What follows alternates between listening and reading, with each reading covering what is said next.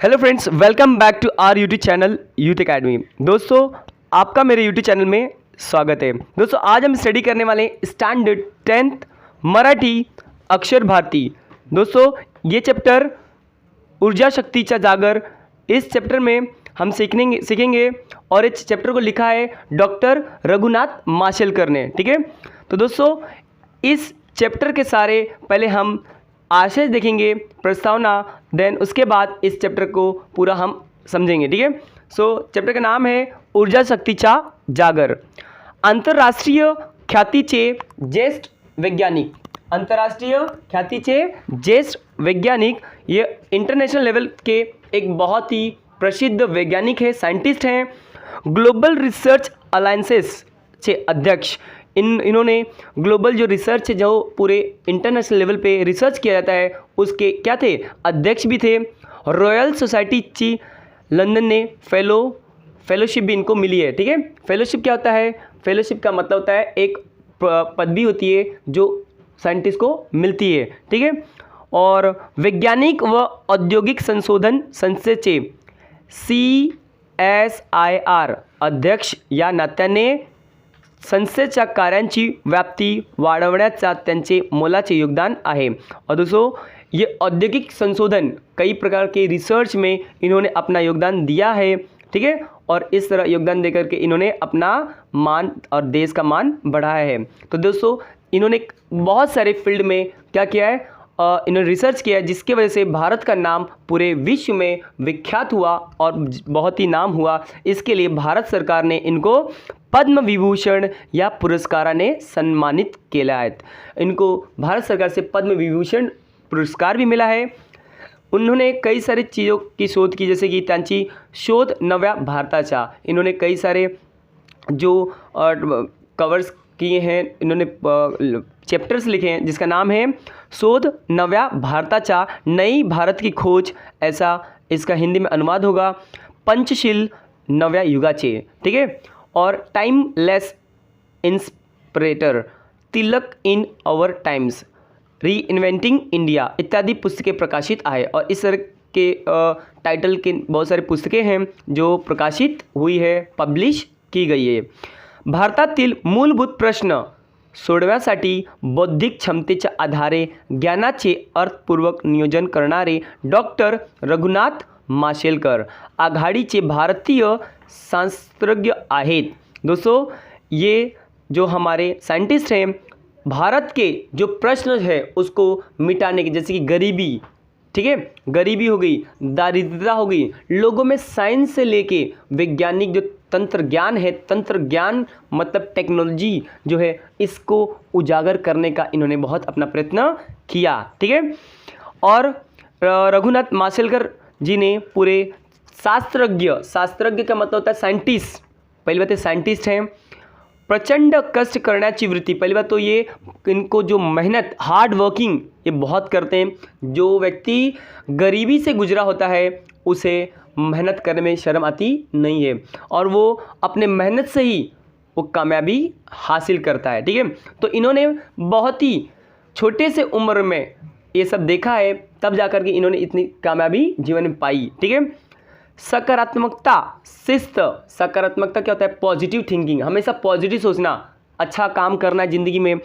शिस्त मतलब डिसिप्लिन, और पहली बात किसी भी व्यक्ति को डिसिप्लिन में होना चाहिए। डिसिप्लिन में अगर रहोगे तो ज़िंदगी में आगे बढ़ सकते हो। डिसिप्लिन का मतलब होता है जैसे कि कोई काम करने के लिए तुमने उसको लिया है तो काम करके ही छोड़ो। ठीक है, ये नहीं कि उस काम को बस ले लिया है, बस करे जा रहे हो, उसे रिजल्ट नहीं आ रहा, ये नहीं। कोई भी अगर मेहनत अच्छे से करोगे तो आपको रिजल्ट तो ज़रूर मिलेगा। ठीक है, संशोधक वृत्ति, पहली बात तो हर इंसान को संशोधक वृत्ति होनी चाहिए, जिस तरह इनको थी कि हर एक नया चीज़ खोजने की वृत्ति थी इनमें, वो लालसा थी कि अगर ऐसा करेंगे तो क्या होगा, इस तरह ये रिसर्च करेंगे तो क्या होगा, इस तरह। नेतृत्व गुण, पहली बात है नेतृत्व, लीडरशिप भी था इनमें बहुत। ठीक है, कि अगर 10 लोगों की ग्रुप है तो उसको कैसे लीड करना है, कैसे उनको लेकर चलना है साथ में। लीडर का मतलब ये नहीं होता है कि बस मैं अपनी बातों को थोपूं, लीडर का मतलब होता है सबको साथ लेके चलो, टीम बिल्डिंग होनी चाहिए। टीम बिल्डिंग समझते हो? टीम बिल्डिंग का मतलब होता है एक साथ क्रिकेट मैच देखिए, ये नहीं कि मैं अच्छा खेलता तो मैं मैच जिता दूंगा, जिता ही नहीं सकता, क्योंकि अगर टीम साथ में नहीं खेलेगी तो कभी मैच जीत नहीं सकते। हर एक खिलाड़ी उतना ही अहमियत रखता है, उतना ही उस खेल के लिए, उस जीत के लिए वैल्यू देता है जितना अच्छे से अच्छा खिलाड़ी होता है, ठीक है। तो सभी को एक साथ लेके चलना इनकी क्या थी, आदत थी। हे त्यांच्या व्यक्तिमत्वाचे विलोभनीय पैलू आहेत, और ये इनका एक बहुत ही व्यक्तित्व मत कहते हैं कि कैरेक्टर है इनका, इनमें ये सारे गुण कूट कूट के भरे थे। तो दोस्तों ये था इनके बारे में, इनका परिचय था। और जो अगला मैं आपको बताने जा रहा हूँ ये इस चैप्टर का परिचय है, इसमें हम क्या सीखने वाले हैं ये इसमें बताया गया है।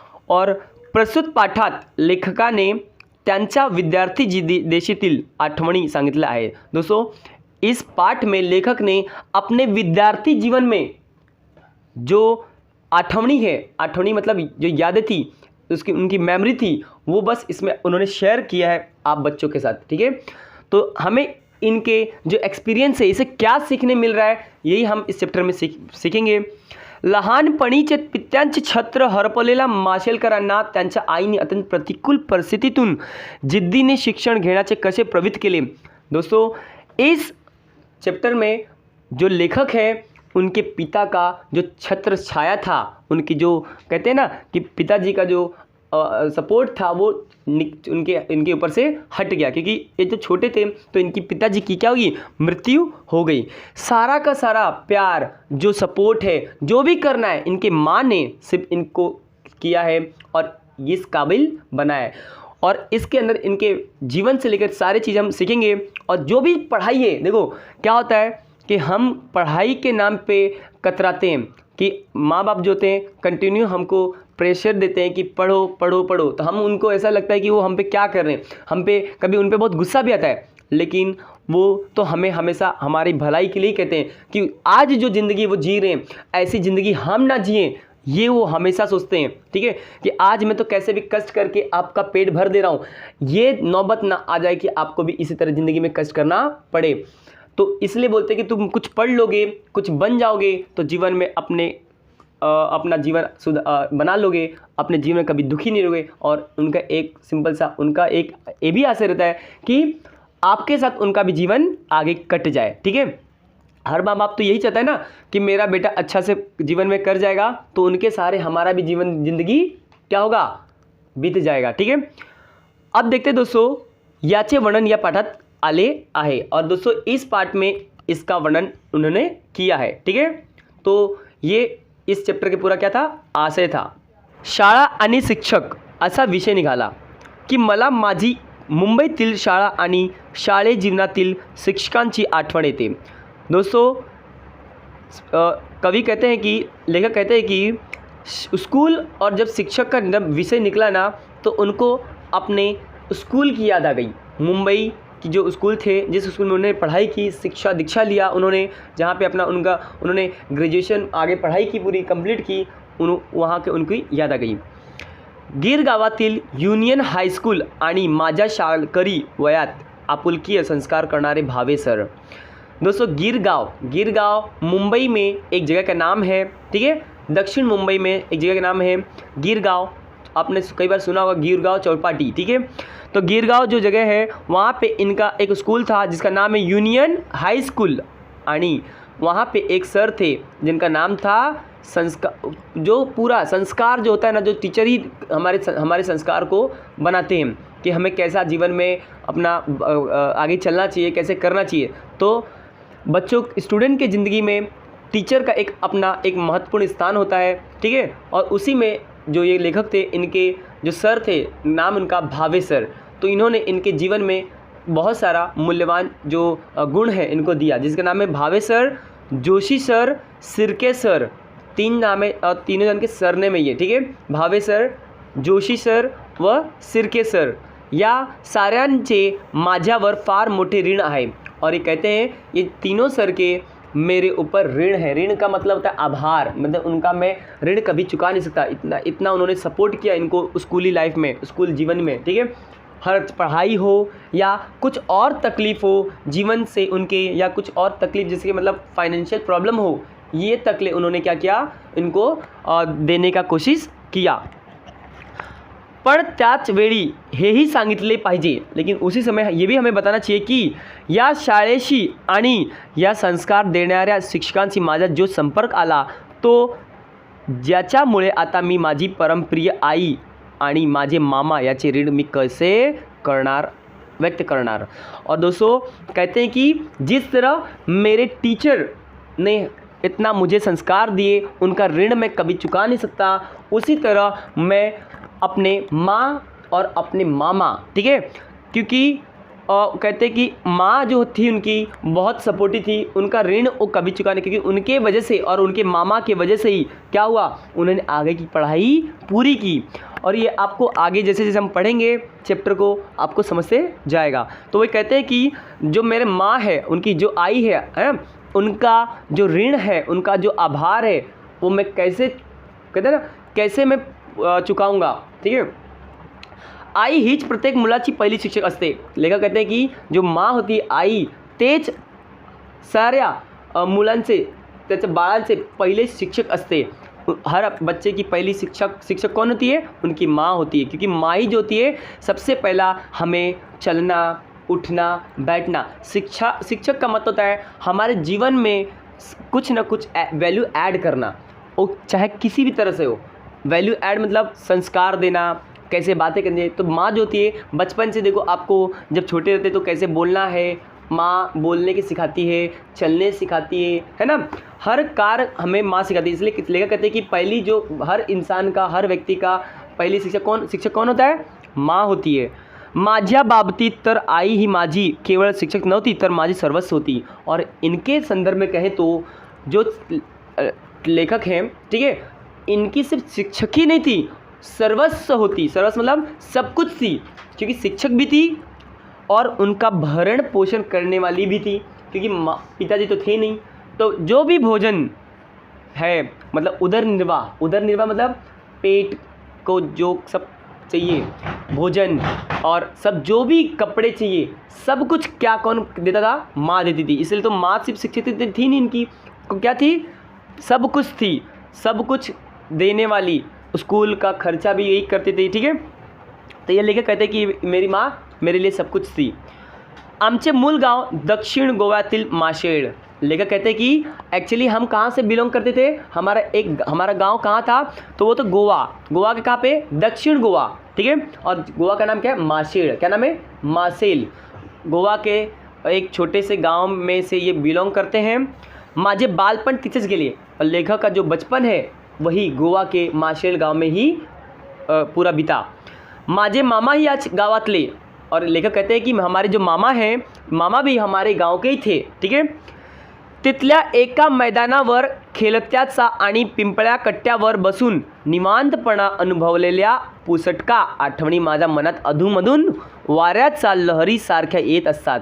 और दोस्तों लेखक कहते हैं कि हम गांव में जब रहते थे तो मैदान में जब बैठते थे तो खेलने के लिए जब जाते थे मैदान में, वहाँ पे पीपल का पेड़ के आजू जो कट्टा होता है, पता है आपको, जो कट्टा होता है, कट्टा का मतलब जो होता है सीमेंट की साइड में पेड़ के किनारे में बनाई जाती है ओटला, जो हम कहते हैं यहाँ पे, और मराठी में कहते हैं कट्टा. तो सब लोग कट्टे पे आकर के बैठते हैं शाम को, और अब दोस्त लोग आके वहीं बैठते हैं, बातें करते हैं और खेलते हैं. तो कहते हैं लेखक कि ये मेरे जीवन का बहुत ही विस्मरणीय समय था, हम मैं कभी भूल नहीं सकता.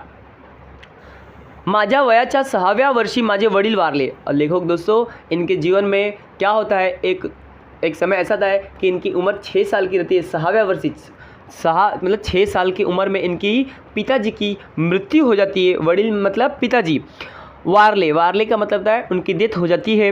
आणि आम्हाला उदरनिर्वाहांसाठी आमचे माशेल हे गाव सोडावे लागले. और दोस्तों जब जैसे पिताजी की मृत्यु हुई तो उनके बाद उनको उदर का मतलब पेट मतलब रोजी रोटी के लिए इनको अपना गांव छोड़ना पड़ा. गांव का नाम क्या था, माशेल गांव. ये छोड़ना पड़ा. मी आणि माझी आई, मैं और मेरे माँ, हम दोनों जान मुंबईत येऊन पहुँचलो. और हमने गांव छोड़ करके कहाँ पहुँच गए, मुंबई पहुँच गए. माँ बेटा मुंबई पहुँच गए. गिरगावातल्या खेतवाडीतील देशमुख गल्लीमध्ये मालती निवास तील पहिल्या माल्यावर छोट्याशा खोल्यामध्ये आम्ही मायलेक राहत होतो।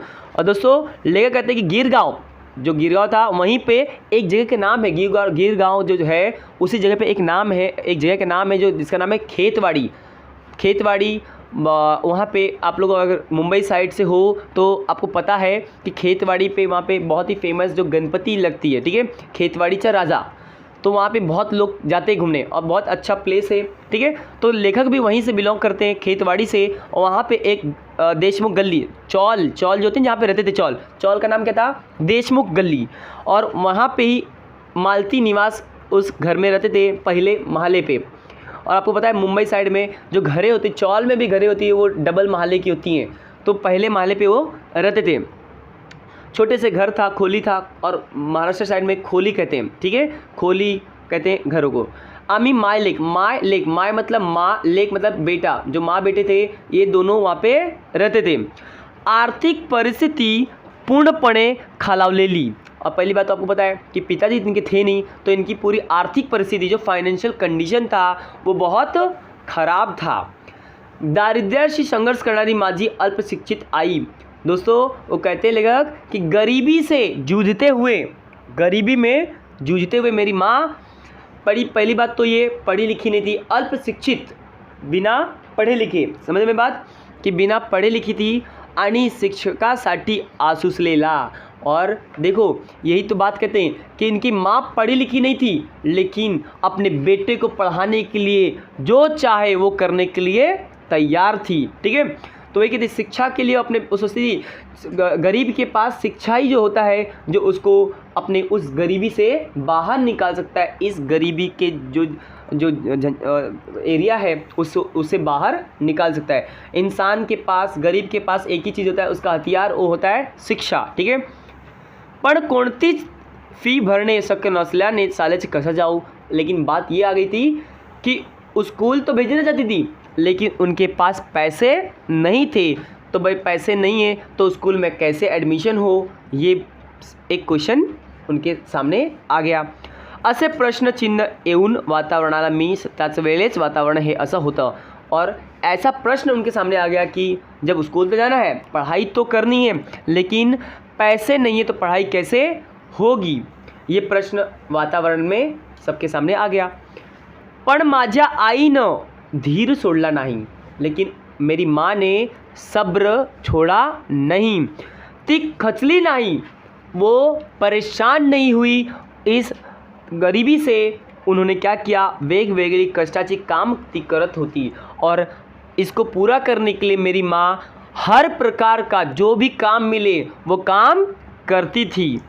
त्याच माशेलहून मुंबईत आलेले माझे मामाही मदतीला आले और उसी समय माशेल से मेरे मामा भी मुंबई चले आए हमारी मदद करने के लिए। त्यांच्यामुळे मला सेतवाडीतील प्राथमिक शाळेत प्रवेश मिळू शकला और मेरे मामा की वजह से ही मुझे एक प्राथमिक जो स्कूल है वहाँ पे एडमिशन मुझे मिल गया। ही शाळा महापालिकेची होती। अब पहली बात दोस्तों, ये जो स्कूल थी गवर्नमेंट स्कूल थी, बीएमसी स्कूल म्युनिसिपालिटी, महानगर पालिका, ठीक है। तो बीएमसी स्कूल थी तो वहाँ पे ज़्यादा पैसे लगते नहीं हैं। माझ्याप्रमाणेच शाळेचीही परिस्थिती बेताचीच होती। जिस तरह इसकी परिस्थिति थी उसी तरह उसके स्कूल की भी परिस्थिति थी, क्योंकि आपको पता है गवर्नमेंट स्कूल पहले, अब तो थोड़े और इम्प्रूवमेंट हुए हैं, लेकिन उस समय उतने लोग गवर्नमेंट ध्यान देती नहीं थी। बस स्कूल का हालत भी क्या था, एकदम ख़राब था। तो वही कहते लेखक, जिस तरह परिस्थिति मेरी थी उसी तरह मेरे स्कूल की भी क्या थी, परिस्थिति थी, ठीक है दोस्तों। पायात चप्पलही घालायला नव्हती अशा परिस्थितीत माझी शाळा सुरू होती। दोस्तों कहते हैं लेखक कि मेरे पैरों में चप्पल पहनने तक के पैसे नहीं थे, मैं बिना चप्पल का ही क्या था स्कूल आया जाया करता था। वयाच्या 12व्या वर्षापर्यंत मला अनवाड़ीच राहावं लागलं। और दोस्तों उम्र के 12 साल जब हो गए उनके, 12 साल में तक वो इस परिस्थिति से गुजर रहे थे। शालेय शिक्षण पूर्ण केल्यानंतर जेव्हा हायस्कूलमध्ये प्रवेश घेण्याची वेळ आली त्यावेळी तर आणखी एक मोठा संकट समोर आलं। जब हमारा ये प्राथमिक स्कूल का जब हो गया, जब मैं हाई स्कूल में पढ़ने गया तब तो और भी बड़ा एक संकट मेरे सामने आ गया। त्यावेळची हाई स्कूलची प्रवेश फ़ी 21 रुपये होती। और दोस्तों उस समय जो हाई स्कूल की फ़ीस थी वो फीस थी 21 रुपये, 21 रुपीज़ थी। पण आमच्याजवळ एवढे पैसे कुठून येणार? लेकिन हमारे पास 21 रुपये कैसे आएंगे, कहाँ से आएंगे? प्रवेश फी भरणे शक्य नसल्यामुळे आता माझे शिक्षण थांबणार असे वाटू लागले। अब लेखक को लगने लगा कि अब मेरे पास पैसे नहीं हैं, अब मेरी स्कूल बंद हो जाएगी, अब मेरी पढ़ाई बंद हो जाएगी। पण माझ्या आईने धीर सोडला नाही, लेकिन उनकी माँ ने हिम्मत हारा नहीं।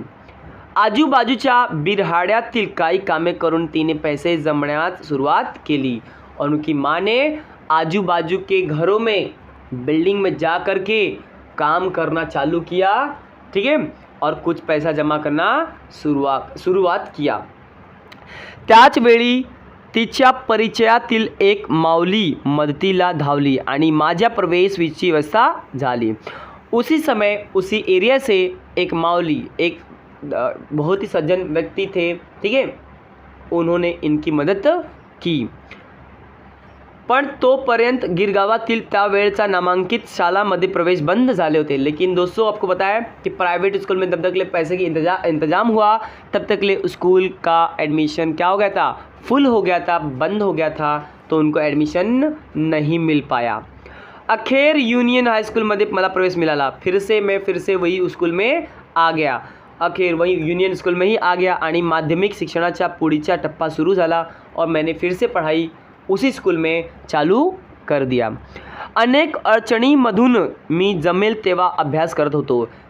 मैं कितना अड़चन आए, हर मुसीबतों में, कोई भी मेरे साथ मुसीबत, इतनी मुसीबत आए तो भी मैंने पढ़ाई नहीं छोड़ी। पण त्याच छोट्याशा खोळीतील जागा अपुरी पडायची। लेकिन दोस्तों जैसे जैसे जो घर था वो भी हमें घर छोटा पढ़ने, क्योंकि घर बहुत छोटा था और घर बहुत हमें छोटा पड़ने लगा था। अपूरी का मतलब था पूरा नहीं हो पाता था जगह, ठीक है। अभ्यासाला पूरक वातावरण नव्हते। दोस्तों पढ़ाई के लिए वैसा वातावरण भी मुझे नहीं मिलता था, ठीक है। मात्र त्याही वातावरणात मी जिद्दीने अभ्यास करत राहिलो। लेकिन वैसा वातावरण मैं जिद्दी से, चाहे कितना भी कोई गर्मी हो रहा है, पसीना शरीर से तरल हो रहा है, बह रहा है, लेकिन मैंने पढ़ाई को कंटिन्यू रखा। मैंने इसके लिए कोई एक्सक्यूज़ नहीं दिया, कारण नहीं दिया कि ये चीज़ नहीं है तो मैं पढ़ाई नहीं करूँगा, ठीक है। जिद्दी से पढ़ते रहे आणि परीक्षेत चांगला यश मिळत गेलं। और पढ़ाई जब करते गए जिद्दी से, तो एग्ज़ाम जब हुआ तो उनको उस एग्ज़ाम में यश मतलब सक्सेस, रिज़ल्ट तो मिलेगा ही। आप पढ़ोगे तो रिज़ल्ट ऐसा हो ही नहीं सकता कि आपको ना मिले। या युनियन हाई स्कूल मधले शिक्षक, स्कूल के जो शिक्षक थे, त्यांची सेवाभावी वृत्ति वो हमेशा मुझे सपोर्टिव थे, बहुत ही मेरे काम आते थे। अगर मेरे पास किताब नहीं है तो किताब भी मुझे प्रोवाइड किया करते थे। उनका जो सेवा भाव था वो बहुत ही मेरे लिए बहुत ही सपोर्टिव था। विद्यार्थ्यांना शिकवताना त्यांमध्ये त्यांचे स्वतःला झोकून देणे आणि निरपेक्ष भावनेने केलेले मार्गदर्शन यामुळे माझा केवळ शालेय अभ्यासाचा पाया पक्का झाला असं नहीं, तर आयुष्याचा पाया पक्का झाला। दोस्तों लेखक कहते हैं जो हमारे टीचर हैं वो पढ़ाने के लिए अपने बच्चों के लिए अपने आप को झोंक देते थे। झोंकना का मतलब होता है अपना पूरा 100% लगा देते थे, चाहे कितना भी हो। उनको सिखाने के लिए समय नहीं देखा करते थे और उनको वो कहते हैं कि हमारे इन शिक्षकों की वजह से ही मेरा बेसिक पाया, मतलब जो बेसिक ही क्लियर नहीं हुआ, सिर्फ पढ़ाई के लिए नहीं, उन्होंने जीवन के लिए भी मुझे क्या किया, तैयार कर दिया। जीवन में क्या कठिनाइयाँ आएगी ये भी हमें सिखाया। ये नहीं कि सिर्फ किताबें ज्ञान हमें नहीं दिए, हमें सांसारिक ज्ञान भी दिए कि जीवन में कैसे हमें रहना है, किस तरह अपने लोगों से बात करनी है, ये भी उन्होंने हमको क्या किया, सिखाया, ठीक है। और हमारा पाया का मतलब बेसिक्स हमारा एकदम स्ट्रॉन्ग कर दिया। शिक्षणाबद्दल एक आंतरिक ओढ वाढू लागली और जिस वजह से मुझे पढ़ाई में इतना इंटरेस्ट आने लगा, रुचि मेरी बढ़ गई। ठीक है, उन्होंने इस तरह हमें सिखाते थे कि उस पढ़ाई से हमें प्रेम हो गया। ठीक है, उसको जब चाहे तब हमको मन लगा रहता था कि मैं पढ़ना है। इस तरह हर दुनिया बाकी खुशियों को छोड़ करके, कहते हैं ना कि आपको ज़िंदगी में एकदम ज़िंदगी खुशी खुशी जीनी है ना, तो आपका स्टार्टिंग का जो जीवन है उसको तुमको देना पड़ेगा उस स्टडी को, उस पढ़ाई को। ठीक है, हम क्या करते हैं, स्टार्टिंग का 10-12 साल 15 साल हम इंजॉय करते हैं और बाकी ज़िंदगी भर वैसी गधा मजूरी करना पड़ता है ना, कि ज़िंदगी भर आपको क्या करना पड़ेगा, काम ही करना पड़ेगा। आप अभी अपने आप को समय दो, ज़िंदगी भर आपको समय ही समय मिलेगा और ज़िंदगी इतना अच्छे से गुजरेगा आप सोच नहीं सकते। ठीक है, आगे कहते हैं की आमच्या हायस्कूलमध्ये दर शनिवारी चाचणी परीक्षा घेण्यात येत असे। देखो यही इंपॉर्टेंट है कि कहते हैं हमारे यूनियन स्कूल में हर शनिवार को टेस्ट लिया जाता था। टेस्ट जो हमको एक हफ्ते में क्या पढ़ाया गया है वो हमारे टीचर हर शनिवार को टेस्ट, चाचणी का मतलब होता है टेस्ट जो होता है वो लिया करते थे।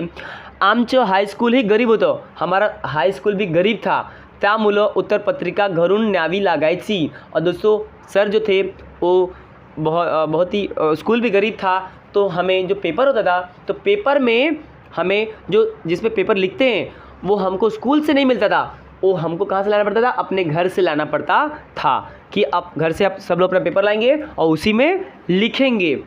त्यावेळी त्याची किंमत फक्त 3 पैसे असायची। आपको पता है जो फुल्स के पेपर आता है, पेपर जो हम लिखते हैं उस समय उसकी कीमत एक पेपर की थी 3 पैसे असायची।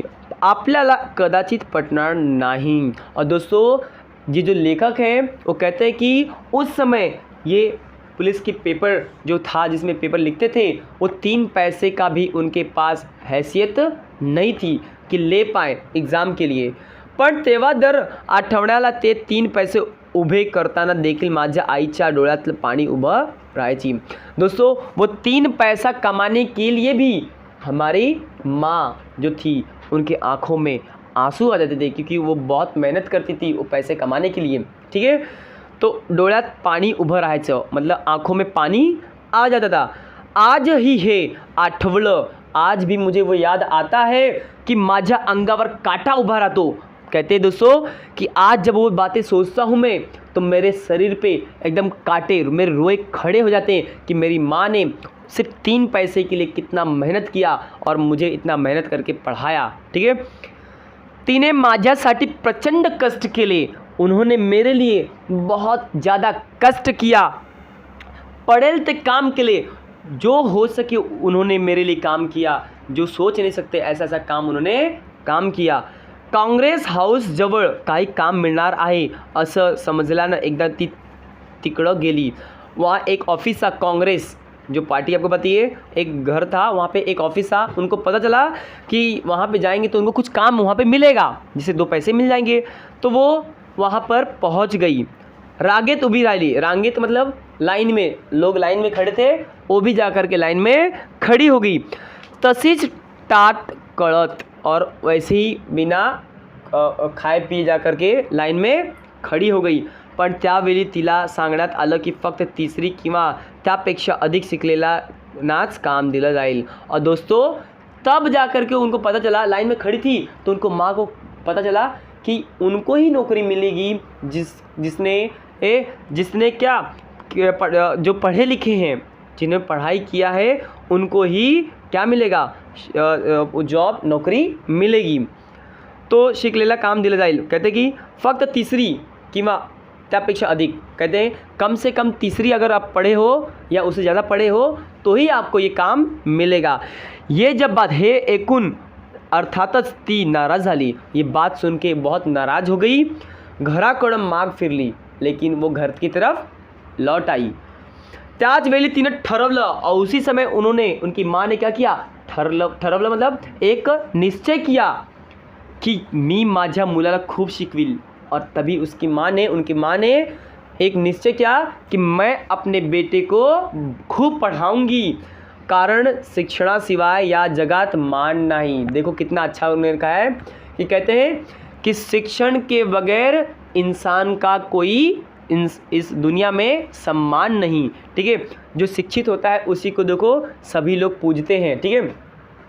शिक्षा पाओगे, शिक्षा जिसके पास होगी ना, तो आपको दूर दूर से लोग आपको याद करेंगे, आपकी पूजा करेंगे। अगर एकदम आप टॉप कर जाओगे तो देखो आपको दुनिया आपको अपने सर पे बिठा लेगी, आपकी सेवा करेगी, आपको हर चीज़ की कमी, किसी चीज़ की कमी होने नहीं देगी, ठीक है।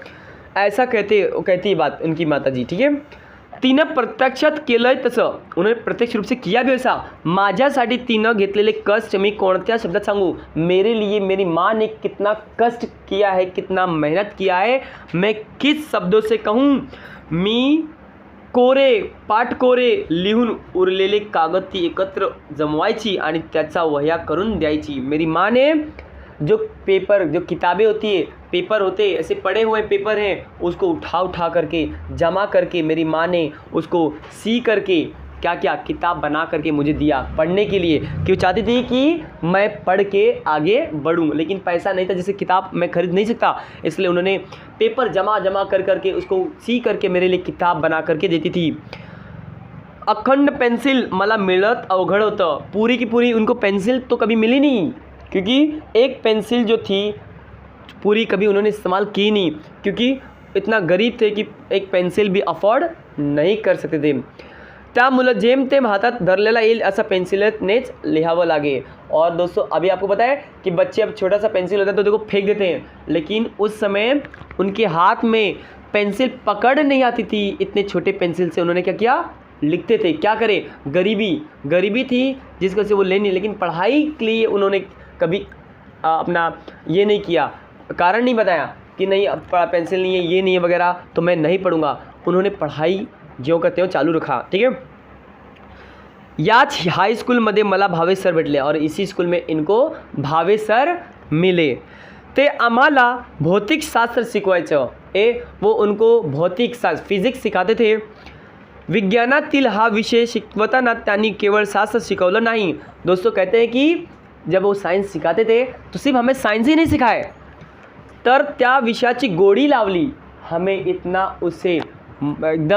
उसे इतना उसमें सोच विचार में डाल देते थे पढ़ाते समय कि ये कैसे हुआ। सिर्फ पढ़ाते नहीं थे, वो हमें जीवन में उतार लाते थे, क्यों जीवन से रिलेट करा देते थे हर एक चीज़ को। जब तो आप जीवन से जब जोड़ते हो तो कभी भूलते नहीं हो, और ज़िंदगी भर वो याद रहता है हमें, जीवन से जोड़ लेंगे तो, ठीक है। तो इस तरह वो हमें उसमें इतना रुचि आ जाती थी पढ़ने में उनके पढ़ाने से कि हम लोग बहुत ही लगन से मेहनत से पढ़ाई करना चालू करते थे आणि त्याचबरोबर जीवनाचं फार मोठं तत्वज्ञान शिकवलं, और इस तरह हमको हमारे जीवन का तत्वज्ञान सीखे।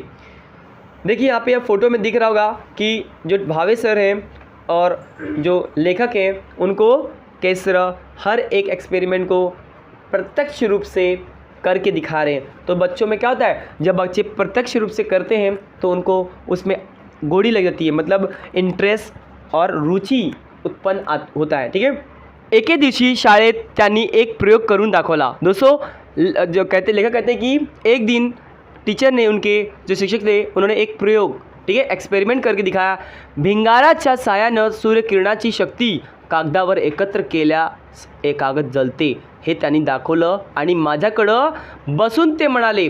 कहते कि एक दिन उन्होंने क्या किया, भिंगाचा, वो जो मैग्नीफायर ग्लास होता है इसे कहते हैं, जो शीशे का होता है, जो सूरज की किरण होती है उसको एकत्रित करके एक जगह ला करके उन्होंने कागज़ को जला करके दिखाया, और उन्होंने उनके पास बैठ करके बोले बसून ते म्हणाले मासेलकर, उन्होंने बोला मासेलकर, जो लेखक है उनके सरनेम लेके कहा मासेलकर तुमची ऊर्जा शक्ति एकत्र करा, काहीही जालता येईल। देखो दोस्तों इस एक्सपेरिमेंट से उन्होंने लाइफ लेसन सिखा दिया, जीवन का सार सिखा दिया। उन्होंने क्या कहा कि मासेलकर तुम जो तुम्हारी ऊर्जा शक्ति है उसको एकत्रित करके देखो, तुम कुछ भी जला सकते हो। उनका कहने का मतलब जीवन में अगर जो शक्ति है तुम्हारी वो एक साथ जमा करो, देखो तुम जीवन में कुछ भी कर सकते हो।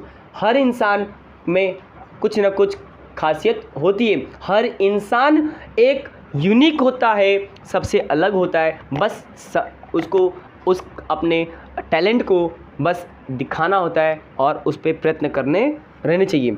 तो वही कहते हैं माशेलकर तुमच्या ऊर्जा शक्ती एकत्र करा, अपनी जी शक्ती आहे वो एकत्रित करो, काही जालता येईल, एकीकडे मला एकाग्रतेचा मंत्र मिळाला आणि दुसरीकडे विज्ञान समझला। दोस्तों देखो वही आपका है ना कि लेखक कहते हैं कि एक तरफ तो मुझे साइंस समझ गया और दूसरी तरफ मुझे जीवन में जीवन का सार मिल गया कि मुझे मेरी जो ऊर्जा शक्ति है, चैप्टर का नाम क्या है, ऊर्जा शक्तीचे जागर, जागर का मतलब जागृति, अवेयरनेस, मुझे ज्ञान मिल गया कि अगर मेरे जो नॉलेज है अगर मैं इसको प्रॉपर से इस्तेमाल करूं, मैं पढ़ाई करूं एकदम कॉन्सेंट्रेट हो करके, तो मैं ज़िंदगी में कुछ भी हासिल कर सकता हूं। आयुष्यात फार मोठं तत्वज्ञान मला भावे सरांच्या या शिकवणीतून गवसलं। और लेखक कहते हैं कि मेरे जीवन का सबसे बड़ा जो तत्वज्ञान था, जीवन का जो मेरा लाइफ लेसन था, वो मुझे इस भावे सर ने सिखा दिया। त्यांना मी कसा विसरू सकेन, तो इसलिए लेखक कहते हैं कि मैं जिस के वजह से मेरे जीवन का लाइफ लेसन सीख लिया, मेरे जीवन का सार सीख लिया, उस गुरु जी को मैं कैसे भूल सकूँगा। भावे सरा प्रमाणेच माझ्या शालेय आणि पुढील शैक्षणिक जीवनात जोशी सर, सिरके सर, श्री मालेगाववाला या सर्वांनीच माझ्या व्यक्तिमत्वाचा जडजडणीसाठी उत्तम मार्गदर्शन केलं, संस्कार केले।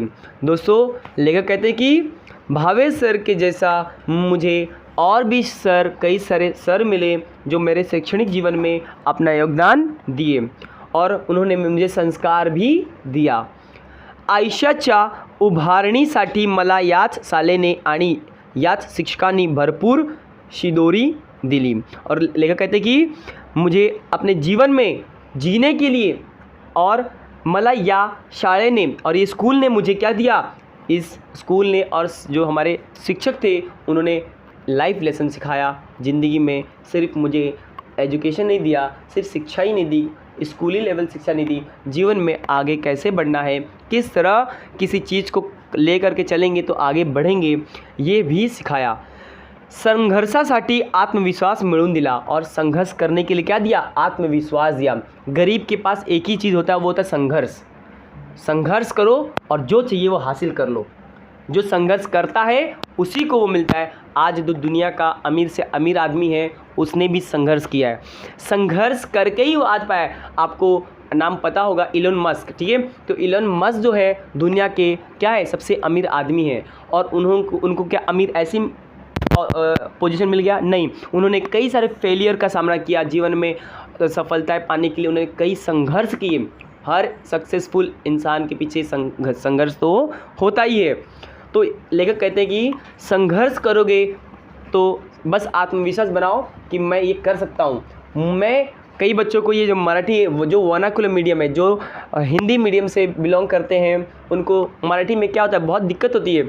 इसलिए मैं ये वीडियो हिंदी में भी एक्सप्लेन कर रहा हूँ जिसको आपको ज़्यादा से ज़्यादा बेनिफिट मिल सके। तो दोस्तों अगर ये वीडियो आपको अच्छी लग रही है तो लाइक, शेयर और चैनल को सब्सक्राइब तो ज़रूर कर लेना। और मैं इसी तरह की वीडियो अपलोड करते रहता हूँ। और दोस्तों इससे मुझे मोटिवेशन मिलता है कि आप मुझे सपोर्ट करते हैं जगण्याच्या। और दोस्तों अपने फ्रेंड्स सर्कल में भी इस वीडियो को शेयर जरूर करें। दोस्तों आगे देखते हैं, जगण्याचे भान दिले और जीने का मुझे मार्गदर्शन मिला। आजही फिरून ते शाळेचे दिवस आठवतात, एकीकडे प्रचंड दारिद्र्याचा सामना करतानाच क्षण न क्षण आठवतात आणि त्याचवेळी माझी आई, माझे शिक्षक, माझी शाळा हे माझे संस्कार केंद्र डोळ्यासमोर उभे रहते। दोस्तों कितना अच्छा शब्द कहा है यहाँ पे कि जब वो याद करते हैं ये दिन, वो गरीबी के दिन, तब वो क्षण याद करके वह उस समय अपनी माँ को, अपने शिक्षक को और अपने स्कूल को याद करते हैं। और याद आता है कि ये जो सारे जो संस्थाएं थी, माँ, शिक्षक और स्कूल, वो उनके क्या थे, संस्कार केंद्र थे। इनको संस्कार कहाँ से मिला, इन तीनों जगहों से ही तो मिला उनको। तो ये उनके आँखों के सामने तरल हो जाते हैं, नज़र आने लगते हैं। मी पुन्हा मनोभनी शाळेत जाऊ लागतो और मैं अपने मन से मैं सोचने लगता हूँ कि फिर से मैं स्कूल में आ गया हूँ। दोस्तों इस तरह ये पूरा चैप्टर था। आई होप कि दोस्तों ये वीडियो आपको पसंद आई होगी। और दोस्तों अगर वीडियो पसंद आई है तो चैनल को सब्सक्राइब जरूर कर लेना, क्योंकि मैं इसी तरह की educational and informative video upload करते रहता हूँ। तो दोस्तों मिलते हैं नेक्स्ट वीडियो में, तब तक के लिए take care and good bye.